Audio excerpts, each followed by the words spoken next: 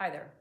I'd like to share an important tool that I use both for myself and my own trauma healing journey and with clients.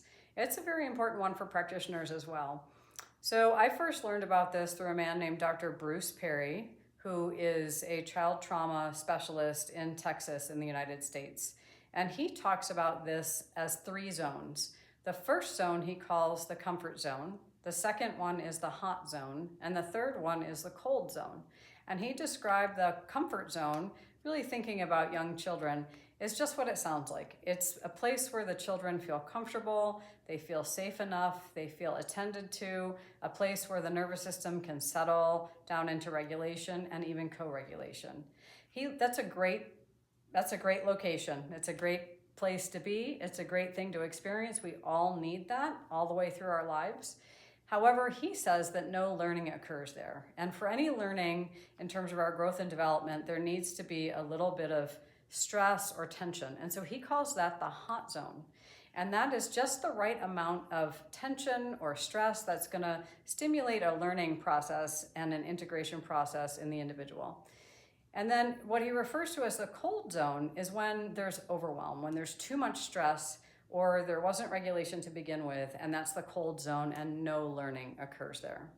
So I was working with that with people, and it was a little bit confusing, and I had to really say it every time.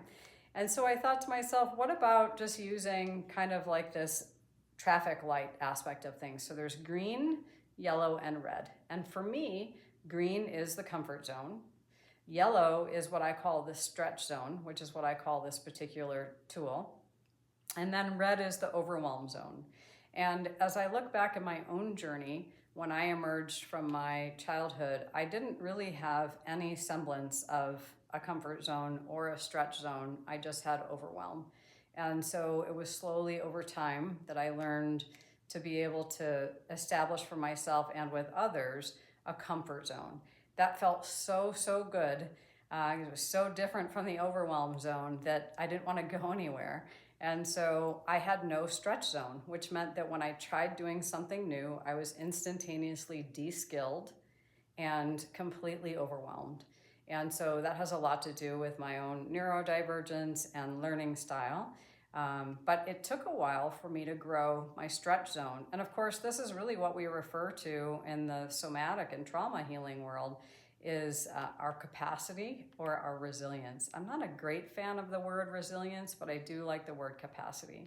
So in general, for ourselves, for our clients, and as clients, we need to be able to have access to the comfort zone and the stretch zone. And so this is a matter of consent between client and practitioner, and even with myself to say, okay, I know that this thing that I'm going to be doing is in my stretch zone. Where is it in my stretch zone? Is it closer to the red, meaning that it's like maybe orange or like a burnt umber or something? Or is it closer to the green? Is it more chartreuse, kind of a blend of yellow-green? Or is it right in the middle in the yellow? And so first I want to establish this. So this is both a tool and a map. So I want to establish where I feel like this next step that I'm going to take is. And then I think, okay, I think that's going to be right in the middle of my stretch zone. And then I can do it consciously and with intention. So I take a step in that direction and then I can reassess. Is it still in the middle of my stretch zone? Or did suddenly I find myself like ricocheted or like in a wormhole over into my overwhelm zone?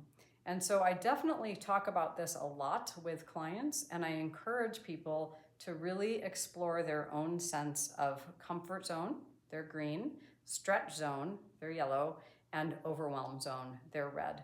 Because we need to, as we're walking through our journey of healing, we need to be able to slow things down.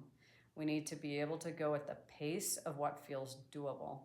And this for me has been really reinforced in working with horses and in seeing my business partner, Jeannie Shepherd, working with horses, in which she takes that into account all the time. She's constantly checking in. Is there a readiness for learning here?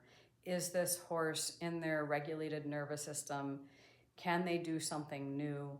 Do we need to support them in getting out of overwhelm? So this makes utter sense when working with large mammals. hopefully it can make sense with us as well. Thank you for watching.